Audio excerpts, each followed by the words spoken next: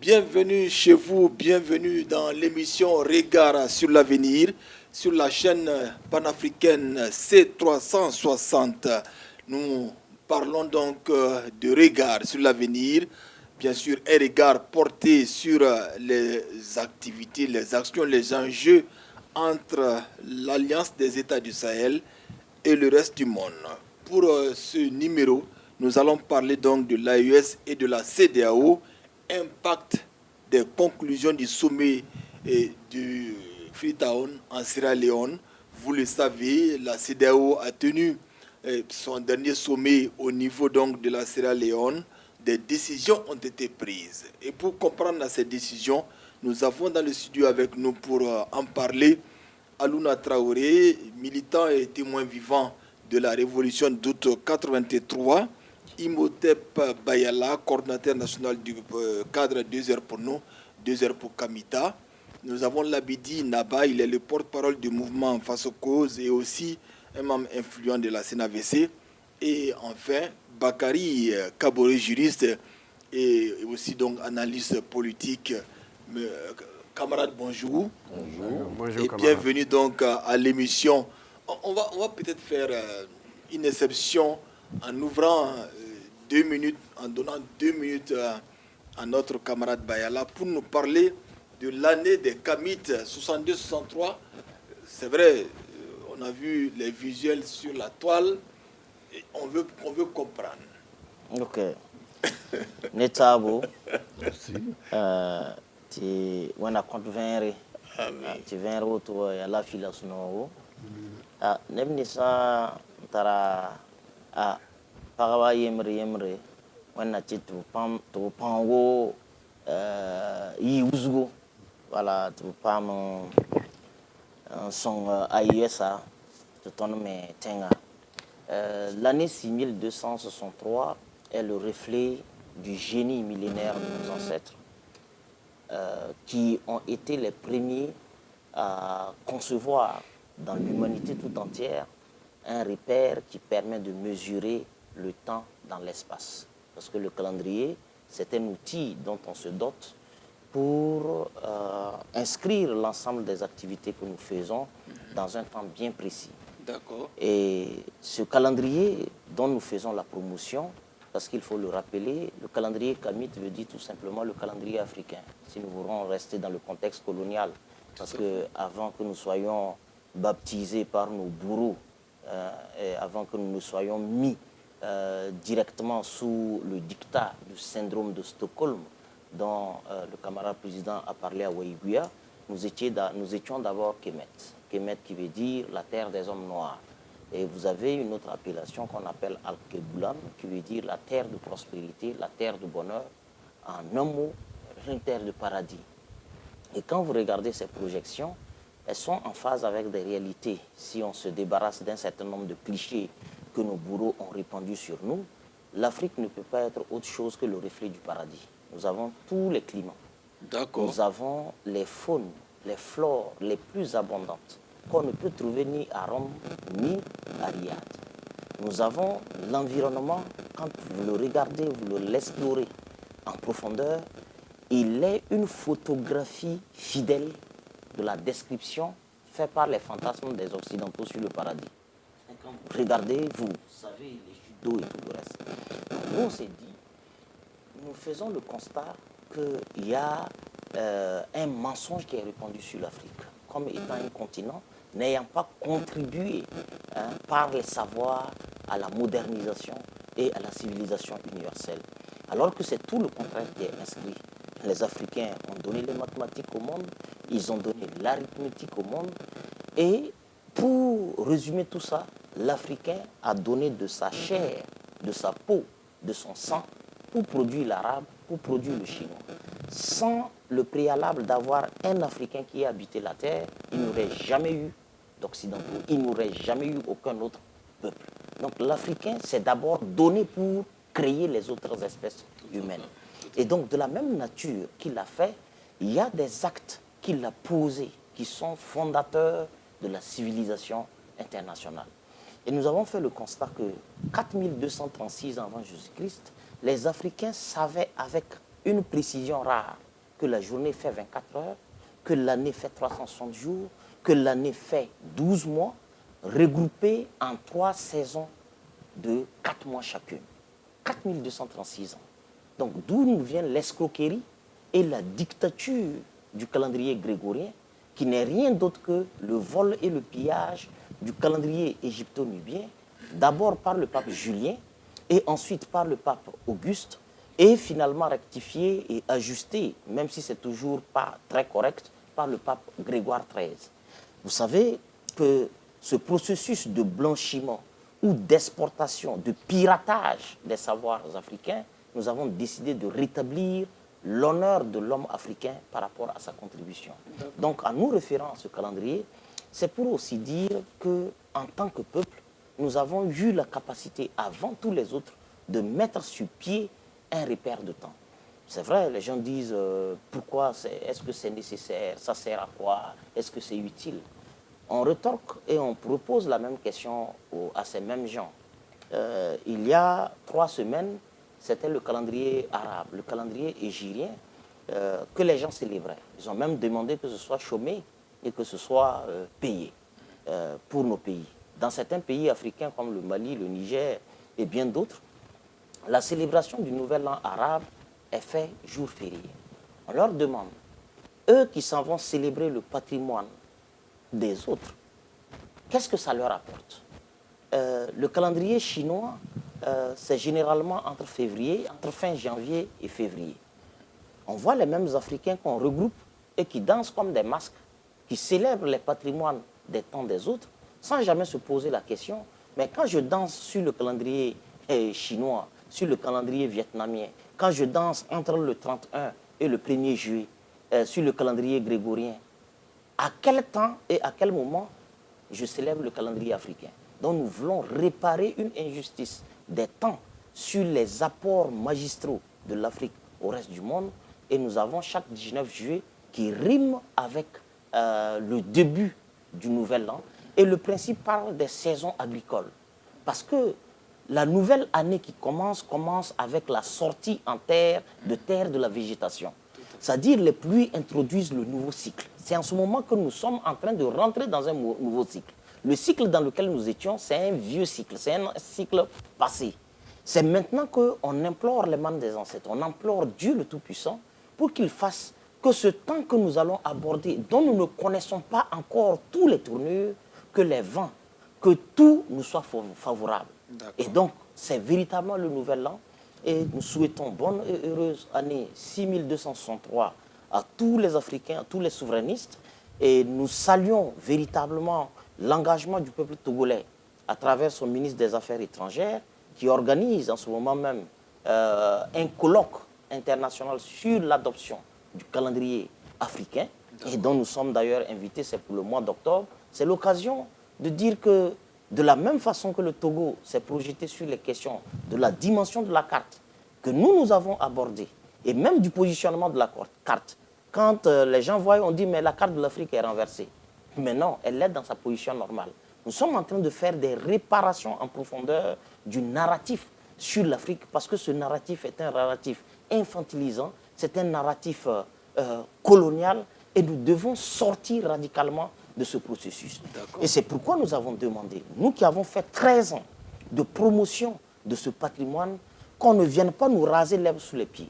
C'est pourquoi nous demandons au camarade président Ibrahim Traoré, dans la continuité du combat de souveraineté, de déclarer de façon officielle la reconnaissance de ce calendrier comme étant un outil symbolique de notre fierté, de notre contribution immense au reste de la civilisation universelle.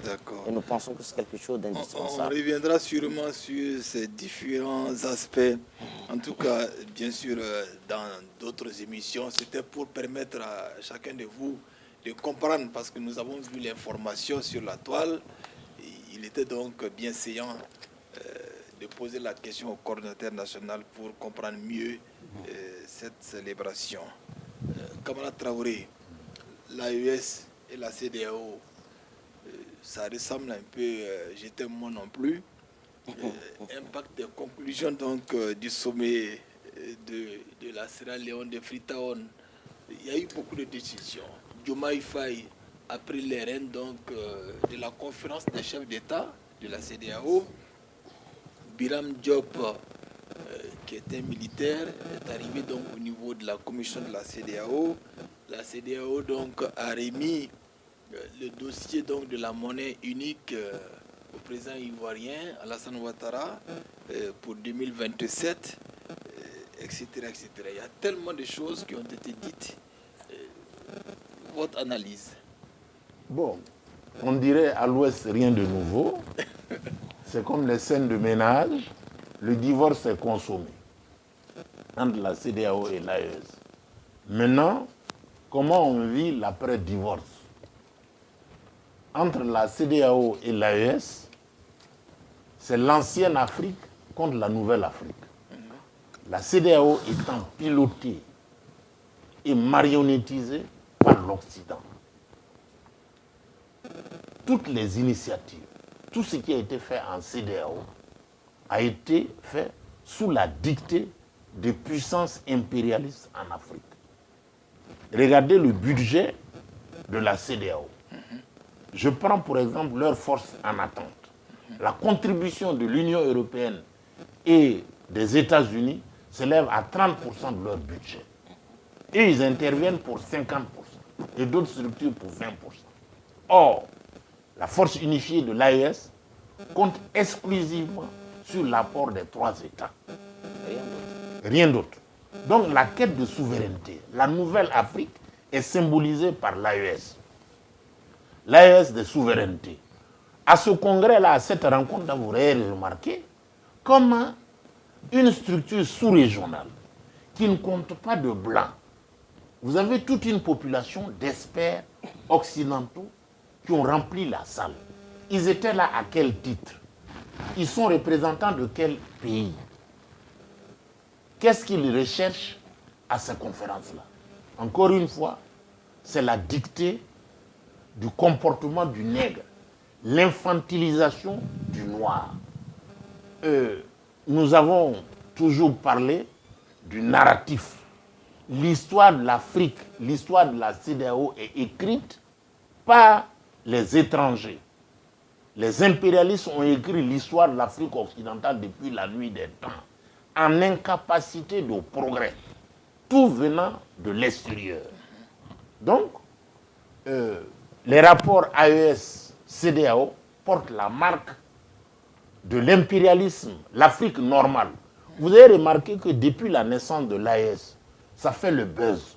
Toute l'Afrique endormie ne parle que de l'AES. Mais non, c'est l'Occident qui a perdu ses intérêts en AES, qui raconte l'histoire de ce qui se passe en Afrique. Les Africains ne parlent pas d'eux-mêmes, c'est l'Occident qui parle de l'Afrique. Le narratif, on dit qu'ils ont quitté l'ordre normal, les États, l'ordre constitutionnel normal, il faut revenir à la démocratie, il faut revenir aux droits de l'homme. C'est des schémas réfléchis, médités par l'Occident. C'est eux qui racontent notre histoire. Or, l'AES décide d'écrire son histoire, son narratif, en expliquant au reste du monde, nous nous défendons.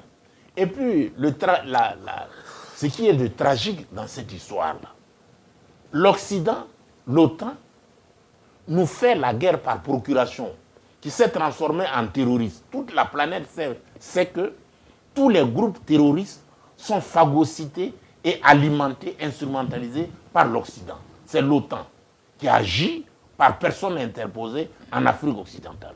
Oui. Il nous crée des problèmes de sécurité. Et dans l'agenda CEDEAO-AES est inscrit la défense commune, comment la force en attente qui lutte contre l'insécurité et la force unifiée de l'AES qui lutte contre l'insécurité. Or, de l'autre côté, c'est ceux qui créent l'insécurité, qui alimentent l'insécurité, qui sont à la manette.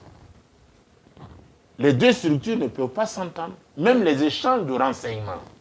Il faut reconnaître que ceux qui nous attaquent, ils viennent, ils mettent le feu et ils jouent aux sapeurs-pompiers. Comment peuvent-ils venir à bout du terrorisme si c'est eux-mêmes qui sont les terroristes chez nous? Oui, c'est compliqué. Donc, ces deux structures sous-régionales-là l'avenir est manifesté par l'AES. On continue de garder les rapports de civilité, le commerce entre les deux structures. Bon, au niveau sécuritaire, on ne se fait pas confiance parce que les États de l'AES estiment, avec juste raison, que c'est les Occidentaux qui ont instrumentalisé la déstabilisation de l'AES. Donc, à ce niveau, point d'entente. Donc, on s'entend sur le minimum. On conserve, les peuples continuent de commercer. Les questions sécuritaires sont en stand-by. Et c'est la méfiance qui est de mise. Je le soulignais à l'instant.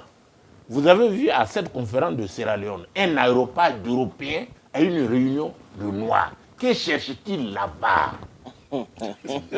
Qu'est-ce qu'ils font là-bas? Seigneur. Le Conseil, l'Union européenne, quand ils sont à réunion, on ne voit pas de Noirs là-bas. Mais comment se fait-il qu'ils se retrouvent à une rencontre de la CEDEAO, un aéroport d'Européens? Que font-ils là-bas? À quel titre ils sont là-bas? Il faut expliquer, dire que la CEDEAO est sur le pilonnage et le pilotage des Occidentaux, l'OTAN. Donc tant que ces rapports-là sont dictés par l'Occident, l'entente est difficilement acceptable. Parce que c'est les Européens qui sont à la manette, à la CEDEAO. Tout à fait. Camarade Bayala, la CEDEAO a permis, donc, cette fois-ci, à Diomaye Faye d'être le président de la conférence des chefs d'État. Et puis le Sénégal aussi obtient le poste du président de la commission avec Biram Diop.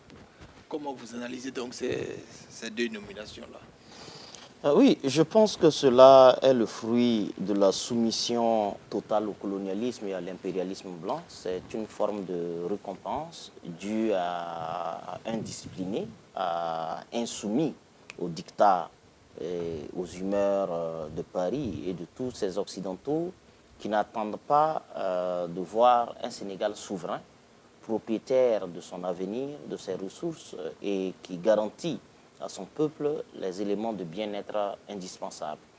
Je pense que par cette double nomination, cette coalition d'Occidentaux prédateurs réaffirme leur plein soutien à un de leurs qui s'est montré très offensif et très décomplexé par rapport à son alignement sur les intérêts occidentaux au détriment de ceux du Sénégal. Et en guise de récompense, on lui donne ses broutilles pour enfin contenter sa misérable carrière de chef d'État et espérer, en plus de ce statut de demi-président ou de président à demi, se donner le sentiment qu'il est considéré et agir davantage avec plus d'arrogance, avec plus d'insolence vis-à-vis de son adversaire Sonko, qui lui est la traduction de ce Sénégal qui refuse de se soumettre au dictat de Paris. Et je pense que Biram Diop fait partie, ou qui connaît son profil de militaire, fait partie des loyaux vis-à-vis de l'oligarchie blanche et particulièrement française, et qui avait même, lorsqu'il avait été effleuré que les forces armées françaises devaient quitter totalement le territoire, parmi les officiers qui ont donné de la voix, Biram Diop fait partie des convaincus, des ultra-convaincus, qui ont tenté de ramer en contre-courant parce qu'ils sont les gardiens de la plantation coloniale. Eux, ils assurent les aspects sécuritaires de cette plantation. Tout à fait. Diomaye assure les aspects politiques, économiques et tout le reste. Mais eux, c'est les Templiers, les Templiers de la chicotte.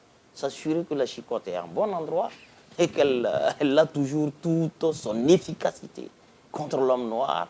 Et donc, au moment où on a dit non, on va retirer le fouet parce que ça n'a pas de sens, on ne peut pas frapper seulement dans un sens unilatéral, alors il a donné de la voix pour revendiquer le caractère intact du fouet et tout le reste.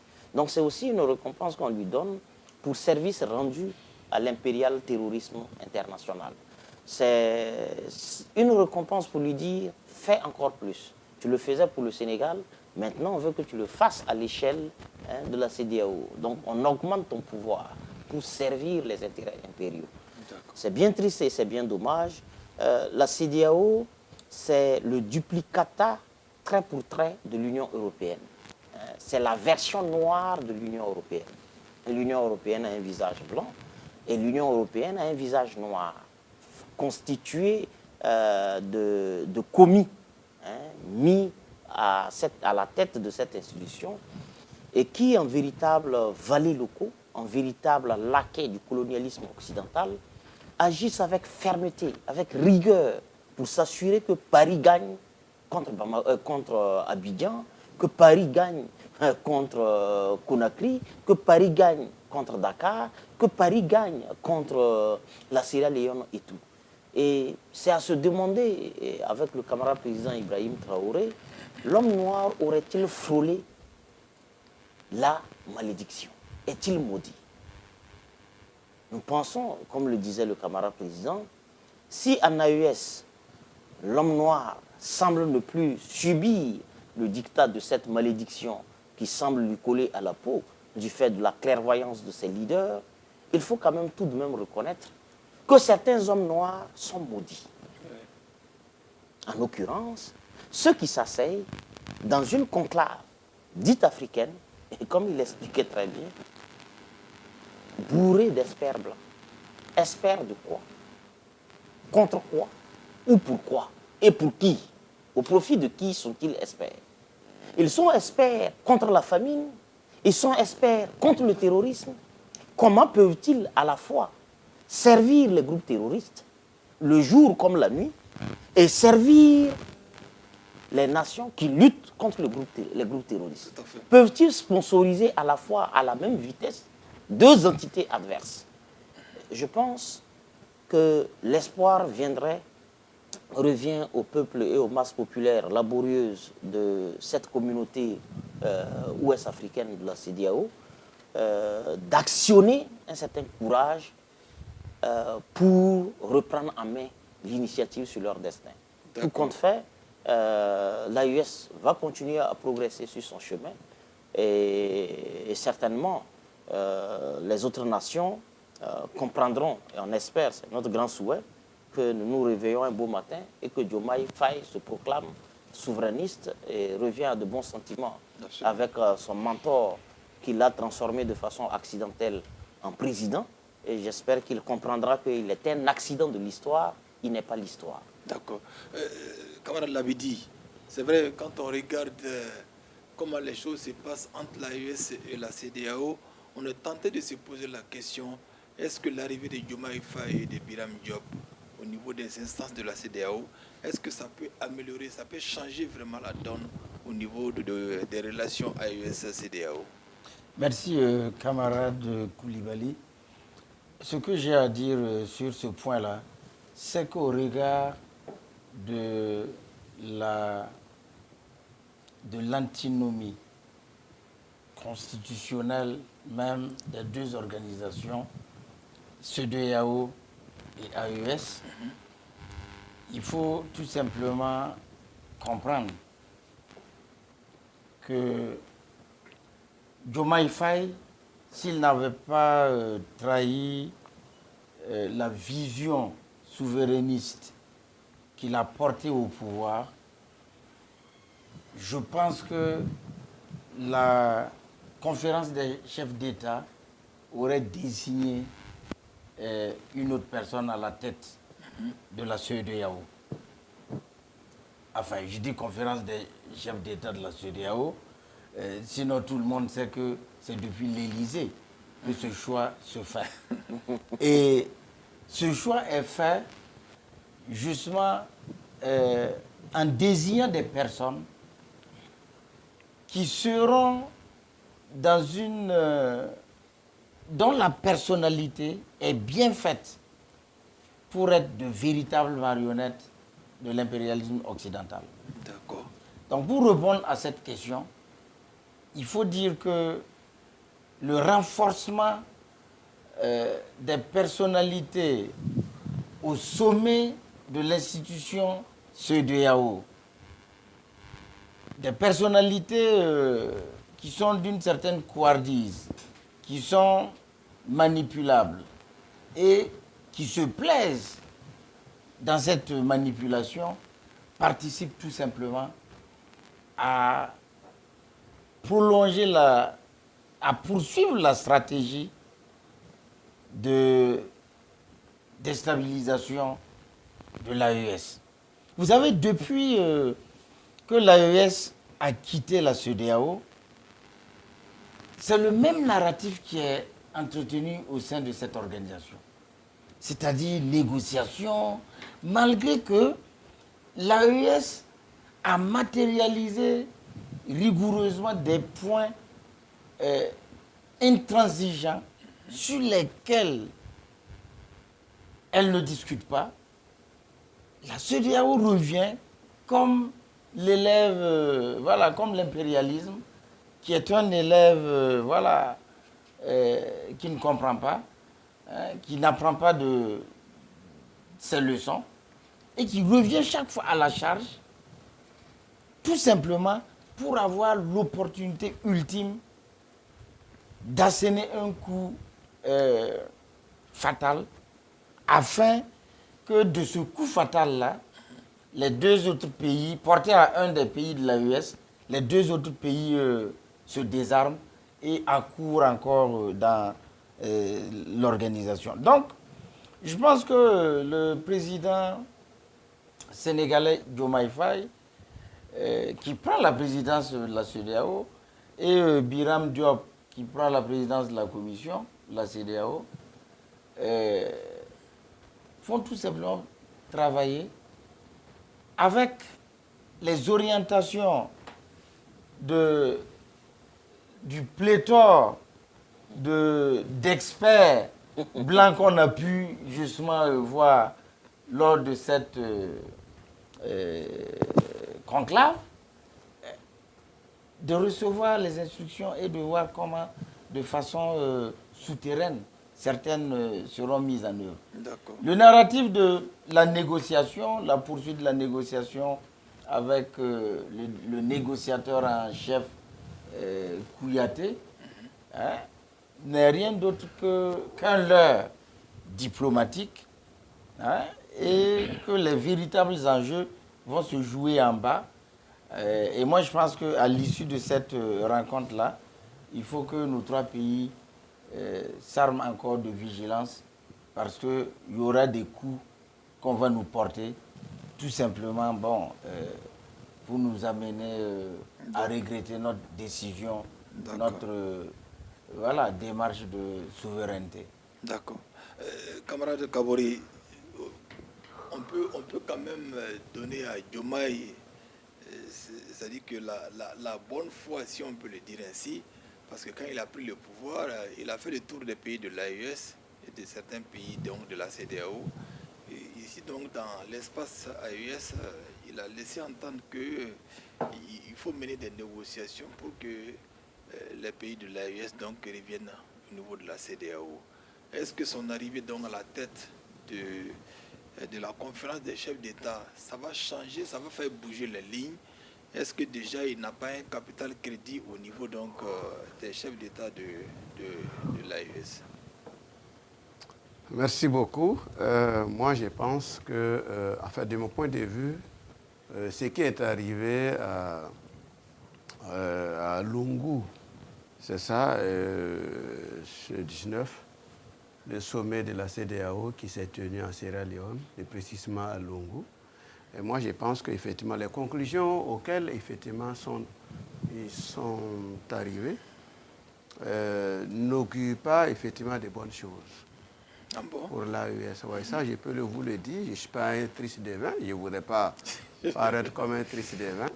Mais au regard de ce qui est ressorti, parce qu'effectivement, ils ont énuméré un certain nombre d'éléments, en tout cas, qui va présider les relations entre la CEDEAO et l'AES. Premièrement, ils ont parlé effectivement de la prolongation effectivement, du mandat du négociateur en chef, son Excellence Lansana Kouyaté. parce qu'apparemment, ils ont repoussé son mandat jusqu'en décembre 2026. On a renouvelé, lui permet de pouvoir continuer le chemin et les négociations que les différents émissaires sont venus faire ici. Et je cite au passage Diomaye, puisqu'il est venu ici. Oui. Le président ghanéen aussi était arrivé. On l'avait rapidement pistonné pour venir faire le travail. Tout à fait. On avait aussi amené quelques-uns. Mais Julius Madabio. Voilà, et lui-même qui est venu. Mais c'est pour vous dire qu'effectivement, ce qui est arrivé, ils ont été clairs sur certaines choses, pour que nous comprenions. D'abord, ce que vous l'avez dit, mes prédécesseurs l'ont tellement bien dit, la présence massive, effectivement, des Européens au sommet de la CEDEAO vient confirmer le fait qu'ils doivent jeter tout leur dévolu sur ce qui reste de la CEDEAO pour pouvoir mieux maîtriser et mieux cerner l'AES, l'empêcher d'aboutir, l'empêcher d'atteindre effectivement la terre promise, entre guillemets, pour ne pas que cela soit effectivement... Alors l'atteinte de la terre promise par l'AES serait effectivement l'enfer qui serait ouvert pour l'Union européenne et les membres de cette Union européenne. Et donc, la CEDEAO reste la seule chance. Parce qu'effectivement, tout ce qui s'est passé autour de l'AES, c'est qu'on a tout tenté. Les dernières attaques, vous avez vu? Depuis le 25 avril, les attaques à Bamako, c'est venu aujourd'hui encore avec ce qui se passe actuellement au niveau d'Anefis. Et les différentes attaques au niveau de Burkina, voilà, et là où on a pu quand même abattre à peu près 400 terroristes, ce qui se passe au Niger. Donc, ils sont décidés à en découdre définitivement pour qu'effectivement le mauvais élève soit châtié à la hauteur de son affront. Avoir rêvé, dit qu'il voudrait, comme Thomas Sankara l'a dit, oser inventer son avenir à travers cette vision souverainiste qu'il faut mater avec la dernière. Donc, d'où leur présence massive au sommet de la CEDEAO pour les conforter, pour les amener. Et ils ont dit qu'effectivement, il est ressorti un certain nombre d'éléments où ils parlent de sécurité. Qu'ils allaient mettre en place ce qu'on appelle une brigade qui va assurer ce que, bon, on a tantôt parlé au niveau de la CEDEAO depuis très longtemps, de cette force en attente, qu'on attend toujours, mais qu'on ne voit jamais. Bon, donc, ils veulent mettre, maintenant, ils ont parlé de brigades antiterroristes régionales. Bon, nous, on a déjà dépassé ça. Nous sommes à une trentaine de brigades que nous avons créées. Qu'est-ce qu'ils vont venir apprendre? Nous sommes déjà dans le feu de l'action, nous avons nos expériences, nous sommes à une trentaine de brigades, uniquement que pour le Burkina Faso, sans parler de deux autres pays de l'AES. Donc, nous êtes en pied ferme, avec cette fameuse brigade antiterroriste. Donc, bref, autre chose encore, c'est que Diomaye ne peut rien changer, puisque effectivement, Diomaye, comme camarade Baïla l'a très bien dit, mais c'est des récompenses à un individu qui s'est soumis, corps et âme, qui s'est transformé en invalide local, avec dans toute sa splendeur, pour pouvoir servir le maître européen occidental au niveau de l'Union européenne. Donc, au passage, on dit effectivement, pour vous, au risque de vous répéter, ben, il faut envoyer ton lieutenant pour venir assurer la garde au moment où tu dors à Dakar, qu'il soit à Abuja en train de veiller sur les grains. Donc, effectivement, c'est le général Biram Diop qui a l'expérience, qui est l'homme parfait, effectivement, des Occidentaux. Il a fait presque toutes les écoles militaires des Occidentaux, aux États-Unis comme en France, partout. Et il est leur pion depuis très longtemps. Ouais. Donc, Biram Diop, moi, je l'avais évoqué sur ce plateau, même ici, en disant qu'effectivement, il était quelqu'un qui était le représentant, le visage, effectivement, de la France-Afrique, le visage du deep state sénégalais, qui était capable, si d'aventure, le jeune président Diomaye Faye s'amusait à accompagner Sonko dans sa vision, il pouvait être victime de coup d'État. Et comme, Dieu merci, pour la deep state sénégalaise et pour l'Occident de façon générale, le président est venu à des meilleurs sentiments. Diomaye est revenu à des meilleurs sentiments. Il est revenu à la maison, mais retrouver Biram dans leur petit grain. Et donc, bonjour. Donc, voyez-vous, alors ils se sont retrouvés. Maintenant, ce qui va se passer, c'est de mettre les bâtons dans les roues à la vision souverainiste portée par Sonko et sa base politique pour qu'ils n'arrivent jamais au pouvoir. Donc, ils ont une bataille devant eux à faire.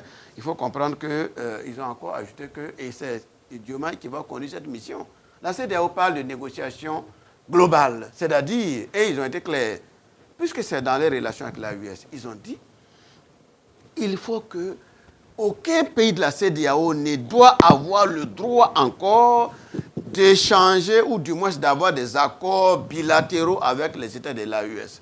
Et que c'est exclusivement de manière collective que la CEDEAO doit désormais négocier avec les États de l'AES. C'est-à-dire, on les empêche et on leur nie le droit de conduire leur politique, leur diplomatie de façon souveraine, comme s'ils n'étaient pas dans des États souverains. Comme si la CEDEAO était devenue une fédération.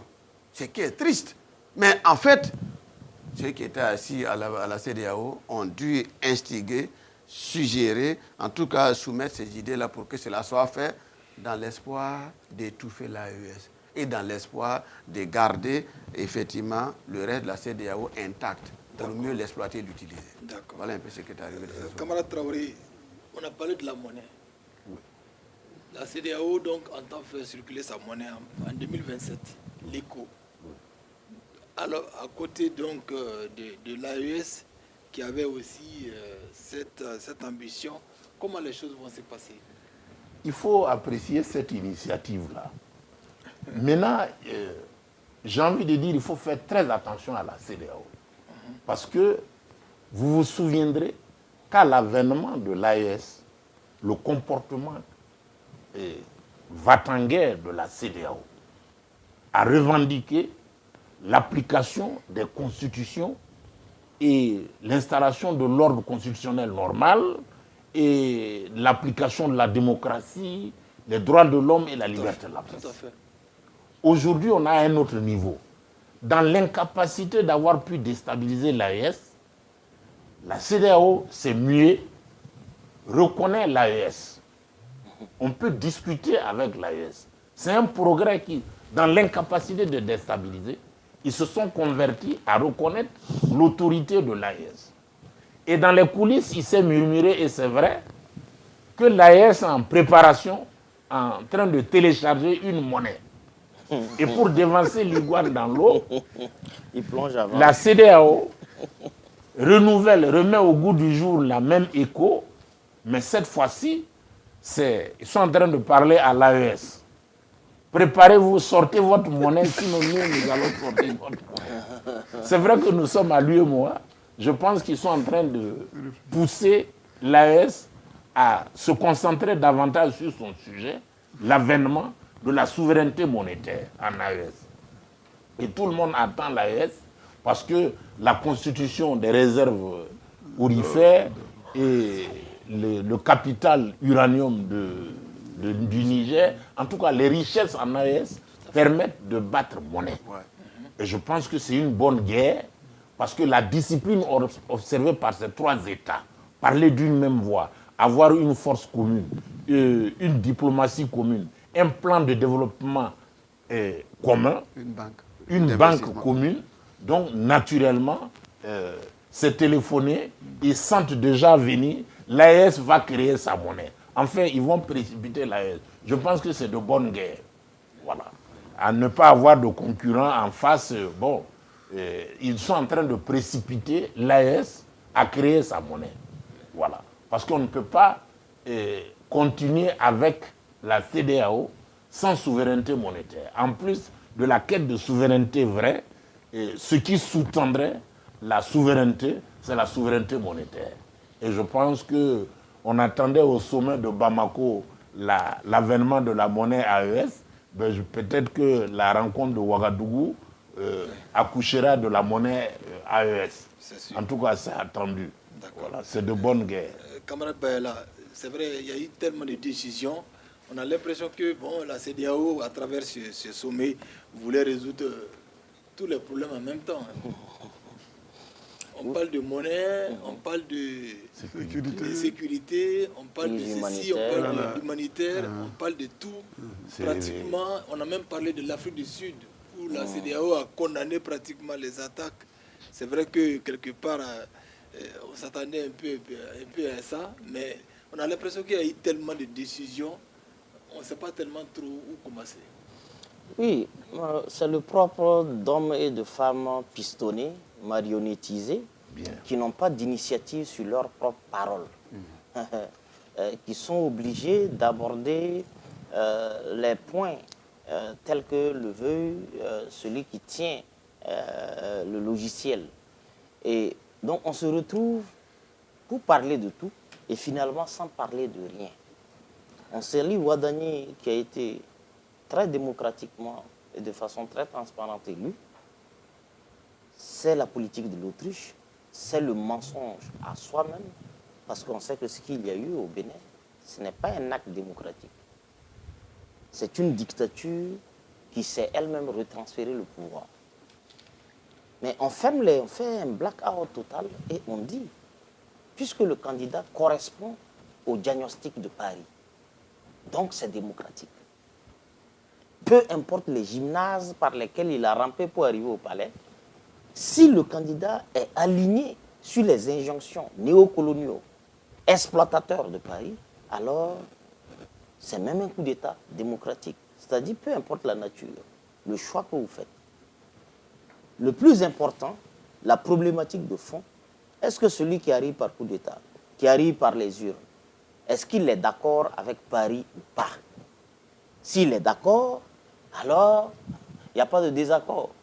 Mais s'il n'est pas d'accord avec Paris, qu'il vienne avec la plus grande transparence démocratique et qu'il agisse et gouverne dans une démocratie absolue, comme le font le camarade président Ibrahim Traoré. Avant-hier, il était à Ouaïbouya. Quand vous regardez l'acte de reddition de comptes,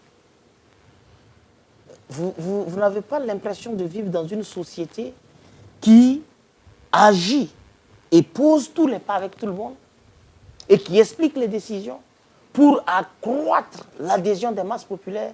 Que peut signifier une démocratie si c'est les membres du gouvernement et le président, seuls qui sont intéressés par la gouvernance de l'État? Aujourd'hui, vous sortez, vous prenez un menuisier, il sait ce qu'on est en train de faire dans le cadre de l'artisanat, dans le cadre de la menuiserie, et il est en accord avec cela. Sur le plan militaire, il peut te dire ce qu'on est en train de faire. Sur le plan des infrastructures, il sait ce qu'on est en train de faire. Sur le plan de la mobilisation des ressources, il sait ce qu'on est en train de faire. Donc, c'est ça la véritable démocratie. Mais comme elle ne ratifie pas les intérêts de Paris au détriment des intérêts de Ouagadougou, alors c'est une chinte. Ce n'est pas le fait d'être venu par coup d'État, mais c'est le fait que nous ayons juré de ne plus jamais défendre les intérêts de personne en dehors de nos propres intérêts. Et ça, vous êtes blacklisté. Paris et ses laquais vous traquent et vous traquent par tout ce qui leur tombe sur la main. Si c'est par la diplomatie, on vous harcèle. Quand on échoue par la diplomatie, on revient par le terrorisme médiatique, on vous agresse avec leurs médias. Et quand on échoue par là, alors on fait jaillir quelques mercenaires enturbanés aux culottes coupées qui sautent. Quand ils sont massacrés à hauteur de 400, alors on reconvertit. En ce moment, on est en train de parler de quoi? On parle non plus de milices VDP armées, mais de milices influenceurs. Ce matin, le terrorisme médiatique international dit que le camarade président ne s'est pas contenté de mettre en place des milices comme les VDP, mais en plus des VDP qui, dans leurs yeux, dans leur regard de drosophiles sauvages, constituent des milices et qui, pour nous, constituent des héros. Les VDP, c'est un trésor de guerre. C'est le fruit d'une ingénierie militaire de puissance extrême. Mais ils disent ce matin que les influenceurs sont constitués comme une milice voulue par le président pour agresser les journalistes professionnels. Le journaliste Abdoulaye Niang, ou Abdoul Niang disait que ça signifie quoi être journaliste professionnel lorsque on n'est pas capable, dans une situation où votre pays est attaqué, de prendre clairement position pour votre pays. C'est quoi être professionnel quand on est perdu dans les intérêts, la défense des intérêts prioritaires de la nation? Est-ce qu'un journaliste professionnel peut se gargariser, se féliciter d'en être un parce qu'il présente les faits de guerre de l'ennemi sur le même piédestal que le fait de triomphe de l'armée? Ouais. Alors que, pour eux, le journaliste professionnel, c'est celui qui fait la comptabilité mortuaire des groupes terroristes et qui met ça côte à côte avec la comptabilité mortuaire de l'armée héroïque. Nous souhaitons à ces journalistes un séjour en France et de tenter de mettre sur le même niveau de pied ces considérations. Si malheur leur arrivait, qu'ils se retrouvent en Israël. Et si le malheur voulait s'aggraver, qu'ils se retrouvent être journalistes ukrainiens. Et on verra. Au fait, nous avons des hommes et des femmes complexés, dont le sens de la lucidité minimale est complètement éteinte par l'endoctrinement néocolonial. Absolument. Et ils sont à ce chapitre. Donc, la pléthore de thématiques vagues et creuses évoquées par la CEDEAO, qui dit même que pour la mise en place de sa force d'attente, en attente, dans une salle d'attente, il y a des pays même qui n'ont pas encore cotisé. Donc, ils doivent d'abord aller mobiliser ces pays pour leur dire de payer les dettes de l'année 2022, 2023, 2024. Comment des pays de cette nature peuvent-ils réellement être les porteurs d'une sécurité pour leur masse populaire? C'est ça la menace. Mais la grande chance des populations ouest-africaines, c'est qu'elles peuvent regarder vers l'AES pour croire en l'avenir. Tout à fait. Et c'est ce que nous leur adressons. Et nous pensons que qu'est-ce que la plus belle femme ne peut donner. En tout cas, Ibrahim Traoré ne peut pas aller devenir subitement président de Côte d'Ivoire. Voilà. Même si, quelque part, moi, je ne cache pas mon désir qu'il y ait des Ibrahim Traoré partout. Et précisément en Côte d'Ivoire. Absolument. Camarade l'avait dit, Oui. la CEDEAO veut vraiment, selon les dires du communiqué final, vu des rapports sains avec l'AES. Comment cela peut se passer? Non, je parlais de l'heure, c'est-à-dire que tout ce qui se trouve dans le communiqué final, tout ce qui se dira de façon officielle, n'est que dans leur profondeur, tout le contraire de ce que la CEDEAO voudrait pour l'AES. Voilà. Et parlant de la monnaie éco, qui n'est véritablement que un CFA enrobé, des tuniques du même franc CFA qui nous a tenus en asservissement pendant 75 années. C'est-à-dire qu'à partir de 2027, sera encore contracté un asservissement pour un siècle des pays justement qui utiliseront cette monnaie coloniale, cette monnaie néocoloniale. C'est dire que de cette décision, de ces discours, la CEDEAO reste sur la même posture. Tant que les indicateurs que nous nous sommes fixés, qui sont justement la rupture brutale et assumée avec l'impérialisme occidental dont le chef de file est la France, tant que cela n'est pas opéré, il ne faut pas croire à un changement de paradigme avec la CEDEAO. Il ne faut pas croire au dit de la CEDEAO envers justement les pays de l'AES.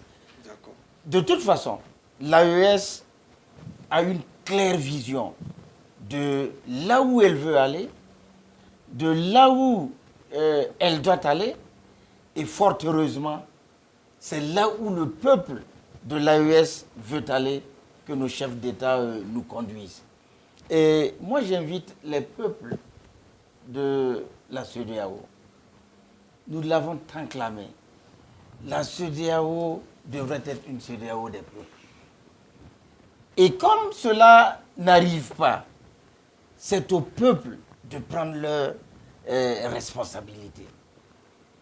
en commençant par le Sénégal, puis la Côte d'Ivoire, parce que le Togo et le Bénin, qui changent quand même, qui ont une lucidité hein, des enjeux de notre région et qui, justement, dans peu de temps, certainement, vont avancer avec la CEDEAO malgré les décisions, justement, de ce que la collaboration ne devrait pas être bilatérale quand on est membre de la CEDEAO,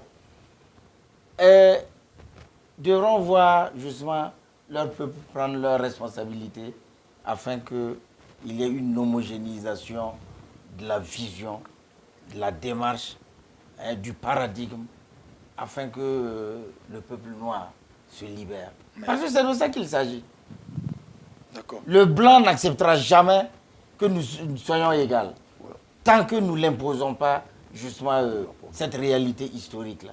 Absolument. Ou même, pourquoi pas, même pas pourquoi pas, montrer notre supériorité. D'accord.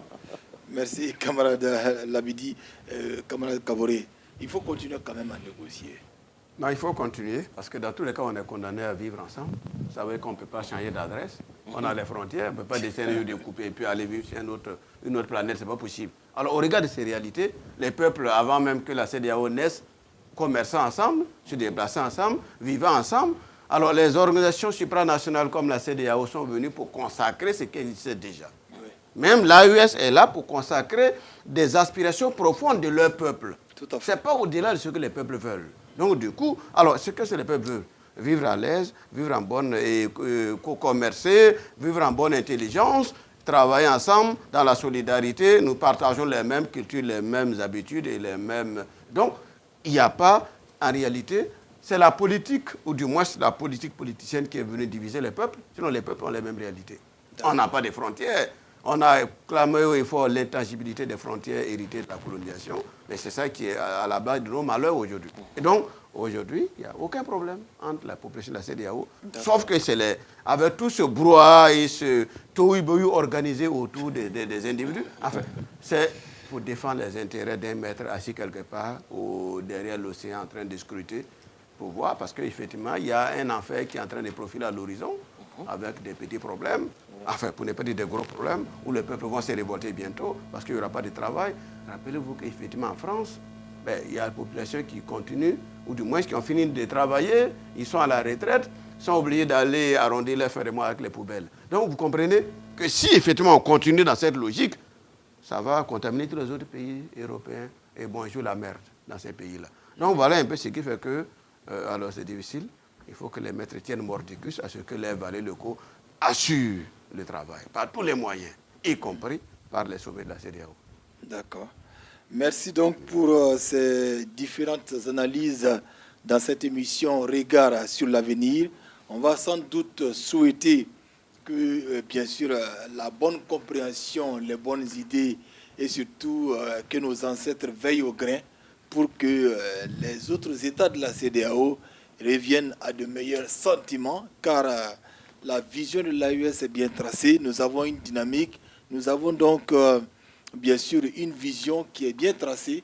Il faut donc peut-être que les autres États de la CEDEAO soient animés de bonne volonté, que les membres des ancêtres, etc., puissent intervenir positivement pour changer leur compréhension du monde.